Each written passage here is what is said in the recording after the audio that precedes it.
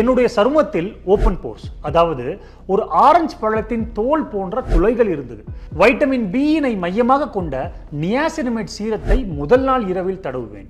Salicylic acid சீரத்தை 4வது நாள் இரவில் தடவுவேன். காரணம், இவை இரண்டும் சருமத்தின் துளைகளில் இருக்கும் இறந்த சரும செல்கள் அழுக்குகளை அகற்றி ஓபன் போர்ஸில் இருந்து பாதுகாப்பளிக்கும். வைட்டமின் ஏவினை மையமாக கொண்ட ரெட்டினாலை 9வது நாள் இரவில் தடவுவேன். காரணம், ரெட்டினால் நமது சருமத்தின் புதிய செல்களை வேகமாக உருவாக்கி சருமத்தை இறுக்கமாக ஆக்குவதனால் ஓபன் போர்ஸும் இறுக்கமாகும். AHAS எக்ஸ்போலியேட்டிங் பீல்ஸினை 15வது நாள் இரவில் தடவுவேன். காரணம், இது சருமத்தின் பழைய தோலினை உரித்து புதிய தோலினை வேகமாக உருவாக்கும்.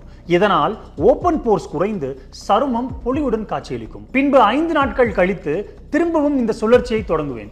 மிகவும் முக்கியமாக சன்ஸ்கிரீன் கிரீமினை ஒரு நாளிற்கு 3 லிருந்து 4 முறை தடவுவேன்.